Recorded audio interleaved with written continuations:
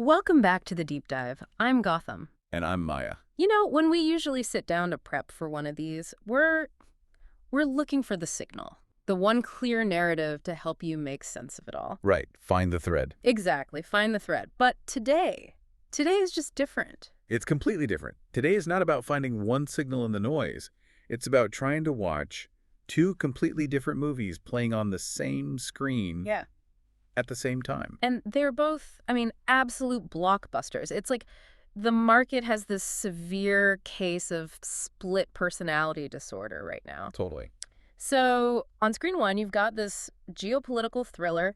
It's honestly more of a soap opera at this point. You have Greenland, you've got talk of these golden domes, and then you have the threat of just suffocating tariffs that could rewrite everything overnight. You feel like the world's falling apart. It's chaos. It really is the definition of instability. Then you look over at screen two. Yeah. And screen two is just this sheer vertical wall of money. I mean, hundreds of billions of dollars getting poured into AI infrastructure by U.S. tech giants. It is just an unstoppable flood of cash. It's just the U.S. economic engine isn't just running, it's roaring louder than it has in maybe 20 years. Which creates a huge problem for you, the listener. Yeah. Because how can those two realities even exist at the same time? That's the question. If the global order is actually collapsing, why are these companies spending money like we're in a new golden age of growth? And that really is the whole mission for this deep dive. We have to try and answer one critical question. Is the Sell America trade the only rational move you can make right now? Or, if you do that, are you about to get completely run over by a U.S. economic engine that, frankly, doesn't seem to care about politics at all? So to figure that out, we've got a bit of a roadmap. First, we're going to dive into this Greenland crisis and the whole Davos showdown. We have to talk about why the market breathed a sigh of relief over this idea of excessive force. And we really need to look at the math behind what Europe is threatening in retaliation. Then we'll shift to that ideological clash at Davos. You have the economic miracle narrative from President Trump clashing with these stark warnings from people like Mark Carney. And this isn't just about speeches. This is really about whether the rules-based order that we've lived with for 70 years is officially dead. After that, we pivot. We're going to the balance sheets, the AI infrastructure boom. We're going to break down the absolutely staggering 2026 CapEx numbers. And when we say staggering, we mean like the GDP of a small country is that level of spending. We'll also hit on Intel's earnings, some wild cards there. And speaking of wild cards, we have to talk about what's happening domestically. There's a looming Supreme Court decision on tariffs that could change everything. Plus some breaking news on credit card interest caps and even the Fed. So it's a lot. It's a very dense episode. Let's get right into it. Screen one, the chaos. Greenland. So Trump is in Davos, Switzerland, and normally, Davos it's a lot of polite conversation and hot chocolate. Yeah, a lot of talk about carbon credits. Right. But he dropped this quote that I think literally stopped the scroll for every single trader I know. The Golden Dome. The Golden Dome. It sounds like something out of a sci-fi novel, but the actual quote, the wording really matters here. He said, "All we want from Denmark is this land on which we are going to build the greatest golden dome ever built." It really does sound like fiction. Yeah. But you have to kind of strip away the architectural flair and look at the hard geopolitics underneath. Yeah. He's not just talking about a building. He's framing the acquisition of Greenland, which is this massive strategic territory in the Arctic, as a very small ask. A very small ask. I love that framing. It's just the world's largest island, critical for shipping lanes, full of rare earth minerals. No big deal. Just sign on the dotted line. But look at the logic, his logic. It's completely transactional. He's arguing that the U.S. has given Denmark, and really Europe as a whole, decades of military protection, trade access, all of it. And in his view, that's not free. It is not free. It's not charity. It buys you equity. He literally sees Greenland as a dividend payment for all those years of U.S. security guarantees. So this is that shift we've been seeing, right? We're moving away from, alliance-based geopolitics, where we support you because we share values, right, and moving to transaction-based geopolitics, where we support you only if the ROI looks good this quarter. Precisely. And for the markets, that's terrifying. Alliances are stable. You can bank on an alliance. Transactions, they're incredibly volatile. The transaction can be renegotiated tomorrow. So you'd think, a sitting U.S. president basically threatening to acquire sovereign territory, That should tank the S&P 500. You would expect risk premiums to just spike through the roof, but that's not what happened. The markets actually rebounded after he said it. Why? Because the algorithms and the human traders, they all heard what he said next. Trump explicitly said, quote, "I don't want to use force. I won't use force." And that was the buy signal. That was it. The entire market just instantly recalibrated its risk assessment. It went from military conflict down to aggressive negotiation. So as long as there aren't battleships circling Greenland, the market's thinking, okay, this is just noise. This is the art of the deal. We can trade through this. But we have to be so careful here. Just because there's no kinetic war doesn't mean there isn't a conflict. Because he added a very specific and I think very chilling caveat. He said, you can say no, and we will remember. We will remember. That is exactly the kind of vague threat that keeps CEOs and portfolio managers up at night. Because remembering, in this context, almost always means economic pain down the road. It implies a grudge that's going to get settled on a balance sheet. And from the sounds of it, Europe is not taking this as just noise. Not at all. They are treating this as a Tier 1 crisis. While the U.S. markets were cheering the no-force comment, EU leaders were already meeting in Brussels, mapping out a retaliation strategy. And we're seeing these credible reports that Europe is weighing, what, $108 billion in retaliatory tariffs. Let's just pause on that number. $108 billion. That is not a warning shot. No. For context, that is so much larger than the opening salvos in the previous trade war. This is a broadside. This would hit everything from German cars to Italian luxury goods. It's huge. And the rhetoric is matching the numbers. Ursula von der Leyen, the head of the European Commission, she gave a speech. In Davos, yeah. She basically said, when friends shake hands, it must mean something. She called his move a mistake. So she's appealing to the old way of doing things, the traditional alliance values. She's saying we are partners, not subsidiaries you can just buy assets from. And of course, Trump didn't just let that go. He countered immediately. Right. So now we're not just talking about Greenland anymore. He's threatening a 10% tariff on goods from 8 European countries, starting February 1st. So it's escalating quickly. But there was one threat that was so targeted it really caught my eye. You're talking about the wine. The wine. He floated a 200% tariff specifically on French wines. Wow. But here's the twist. The condition for that tariff wasn't even about Greenland. It was, and I'm quoting here, if President Macron doesn't join a new U.S.-led initiative around Gaza. Okay, so that brings us right back to the transactional point. Look at the web he's spinning. It's all connected. Everything is leverage. Greenland is connected to trade tariffs. French wine is now connected to Middle East foreign policy. If you are running a global portfolio or even just a small business with an international supply chain, this is a complete nightmare. It's an environment of incredibly high friction. If you're a logistics manager, how do you even begin to plan for 2026? You have to hedge against the price of oil, aluminum, and now apparently the diplomatic mood surrounding a golden dome. And a 200% tariff on wine. I mean, that's not a tax. It's a market-killing mechanism. It's a ban. You just make the product completely unaffordable. So we've got this extreme friction. But, and this is the paradox, at the same time, Trump is selling this narrative of ultimate American dominance. Which brings us to part 2, the Davos disconnect. This was really the main event at the World Economic Forum.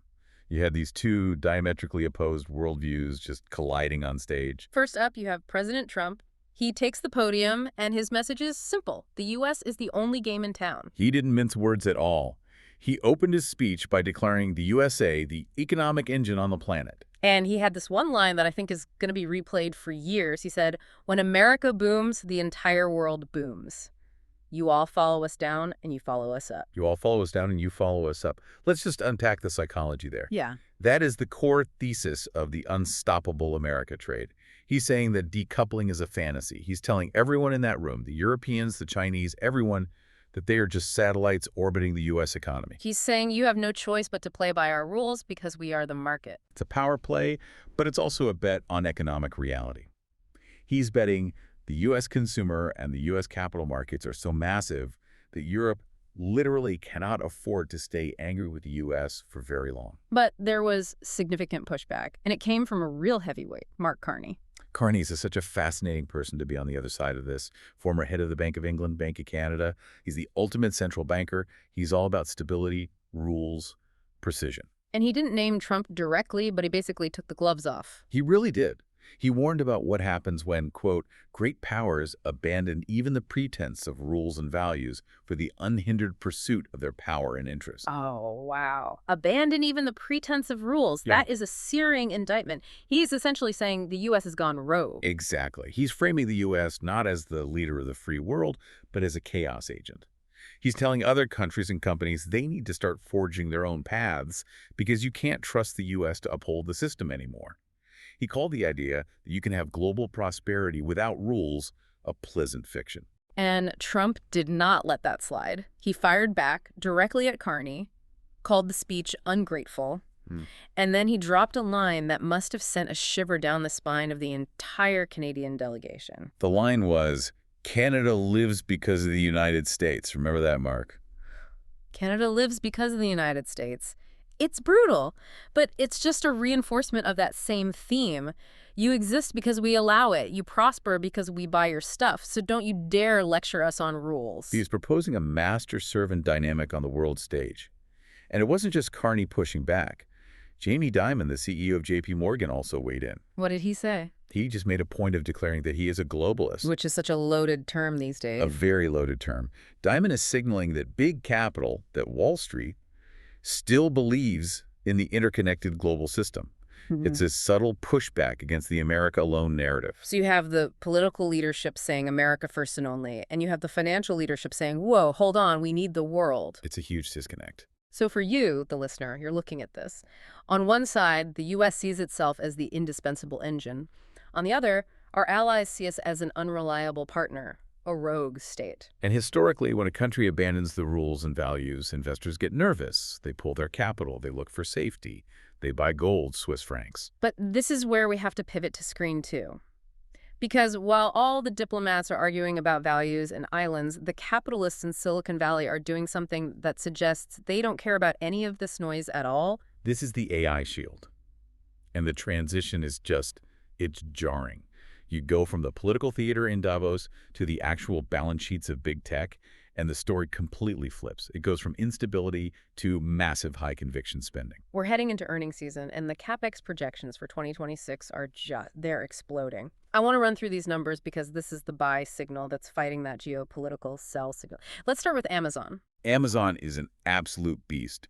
Their CFO, Brian Olsavsky, is already talking about spending $125 billion in 2025. $125 billion. And the kicker is, he said they're planning to spend even more in 2026. Okay, let's just put that number in context for a second. $125 billion in a single year from one company. That is more than the annual GDP of like 130 countries. It's more than the GDP of Kenya or Ecuador. It's completely unprecedented. And they're not alone. Right, Google. Google is right there with them. Their CFO, Annette Ashkenazi, raised their 2025 CapEx guidance to between 91 and 93 billion. And again, the guidance for 2026 is a significant increase. And then there's Meta. Meta, their CFO, Susan Lai, is projecting 70 to 72 billion for 2025. So if you just take those three, Amazon, Google, Meta, and you combine their low-end estimates for next year, you're looking at almost $300 billion. $300 billion. In infrastructure spending in 1 year. To give you a historical comparison, think about the Marshall Plan. The plan that rebuilt all of Europe after World War II. That cost about $13 billion in 1948 dollars. Adjusted for inflation, that's maybe 150, 160 billion today. So these three companies are spending double the Marshall Plan in 1 year. Yes. That's mind-blowing. So where is all this money actually going? What does $300 billion buy you? It's buying the physical reality of the internet. It's concrete and steel for data centers. It's massive amounts of power infrastructure. We're talking copper, transformers, substations. And of course, a huge chunk is just buying chips. Mostly from NVIDIA, yes. But there's another huge driver of this cost, and that's people. The talent war. The talent war is real. Meta, especially, has been on a hiring rampage, just poaching AI experts from everywhere. The compensation for top-tier AI researchers is now rivaling what you'd pay a professional athlete. It's a literal arms race. But instead of missiles, they're stockpiling H100 GPUs and PhDs. And you have Jensen Huang, the CEO of NVIDIA, sitting right in the middle of all this, and he just calls it sensible. sensible. That's the word he used. Yeah, he thinks this is just a logical evolutionary step. Yeah. He argues that we're replacing about $1 trillion of old computing infrastructure with new accelerated computing. He actually predicted trillions of dollars of investment over the next few years. But this is the big debate, isn't it? These companies are betting the farm. They're pouring cash in because they assume the returns from AI will justify it. They believe AI is the new electricity. Right. And if they're right, then Trump's economic engine thesis holds. If this AI boom really does create a productivity revolution, then the U.S. is the engine, and this wave of spending will pull the whole market up with it, regardless of some fight over Greenland. But we have to look at the immediate context. We've got Intel reporting earnings this Thursday after the bell. That's a huge indicator for the sort of legacy side of this. Intel's an interesting one. We know they've been struggling, but they actually have a specific tailwind right now. The Windows 10 sunset. Microsoft is ending support for Windows 10, which usually forces a big wave of corporate PC upgrades. That should be a boost for Intel. Should be. But there's a however. There is a however. There's a risk factor lurking in the supply chain reports, and that's a global memory shortage. Ah. We're hearing that supply for DRAM and NAND memory is getting really tight. If you can't get the memory, you can't ship the PC.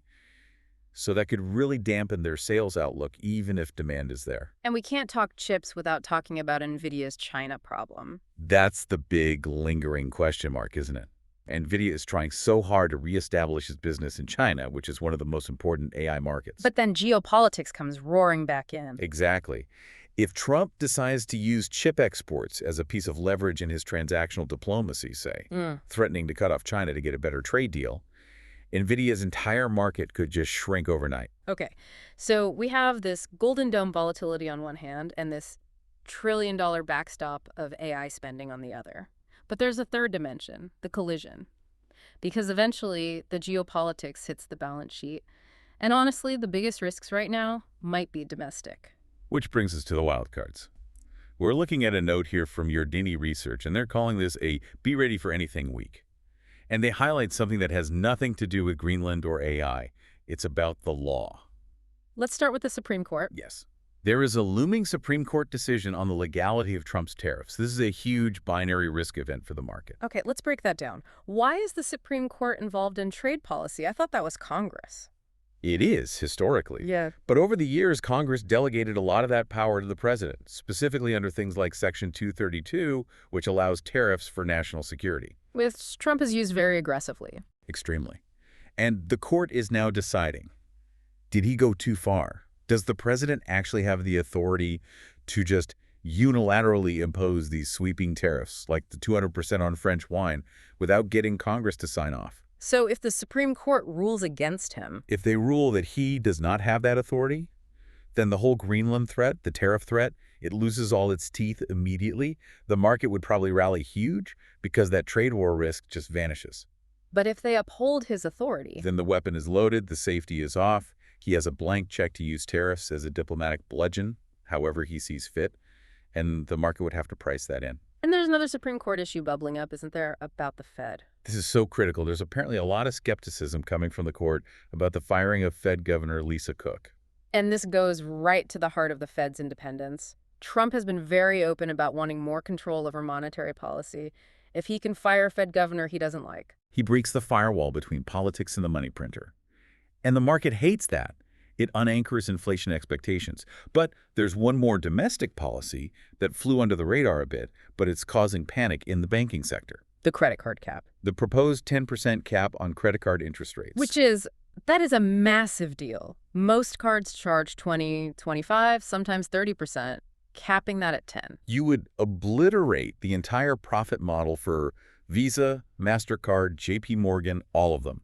The consumer credit industry as we know it would either collapse or have to be completely reinvented.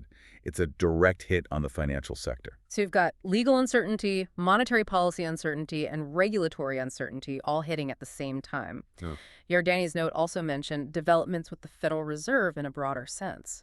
With all this CapEx spending, isn't that inflationary? It has to be. I mean, if Amazon and Google are hiring every available engineer, buying all the copper, using all the concrete, prices have to go up. It's basic supply and demand. So how can the Fed possibly cut rates in that environment? And that is the absolute nightmare scenario for the bulls. Yeah. If the AI boom creates too much inflation, the Fed has to keep rates high to fight it. But if the trade war with Europe slows down global growth, the Fed would need to cut rates to stimulate the economy. So the Fed is being pulled in two opposite directions, just like every investor. Exactly. Okay, let's try and bring this home. Let's try to get to a verdict. We've got the Golden Dome volatility. We've got the AI CapEx rocket ship. Do the tariffs drag the rocket down, or does the rocket just break through anyway? It really is the question of the year. The argument for the bulls, the Buy America crowd, is that all this AI spending is mostly domestic. Right. Amazon is building data centers in Virginia and Ohio, not Denmark. It creates U.S. jobs, U.S. growth. And it sort of insulates the U.S. economy from the global mess. The argument is, who cares about French wine when you're literally building the future in Ohio? The AI CapEx is a buffer. It's like a privately funded stimulus package. But, and this is the crucial connection, big tech still relies on global revenue. Here it is, the collision. Google and Meta make a massive amount of their money from European advertisers. Amazon Web Services, Amazon Retail, huge in Europe. So if Europe follows through with that $108 billion retaliation... They're not going to just tariff U.S. soybeans this time. No. They learned that lesson. Soybeans don't hurt the U.S. economy where it really matters anymore. They will go after the tech giants. Yeah. They'll target digital services taxes. They'll target data transfers. So the trade war could directly hit the exact companies that are driving this boom. Precisely. If the Greenland dispute escalates into a full-blown economic war, even $300 billion in capex might not be enough to save those stock prices. You can build all the data centers you want, but if your customers in Europe are regulated out of existence, your revenue growth gets hammered. That's a sobering thought. So they aren't two separate movies on two separate screens. The screens are connected by a cable called revenue. Yes. And the trade war on screen 1 can absolutely unplug the server farm on screen 2. That's the risk. Okay, let's wrap this up then. We're in a market that's defined by these two huge opposing forces. You've got the friction from geopolitics, the Golden Dome, the tariffs. And the incredible liquidity of the AI buildout.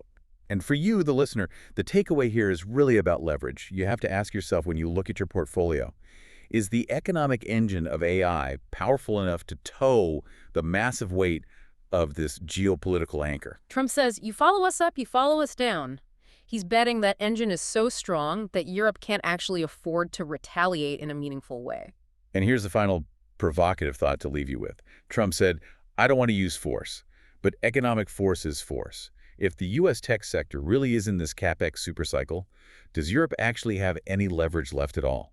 Or are they, as Mark Carney feared, becoming economic hostages to a U.S. boom that's totally abandoned their rules and values? And the flip side of that coin, if the Supreme Court strikes down the tariffs next week, does the whole Golden Dome trade just collapse overnight?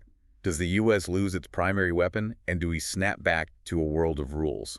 Huge questions, absolutely no easy answers, but that's why we dive deep. Indeed. Stay liquid, stay informed. We'll catch you next time.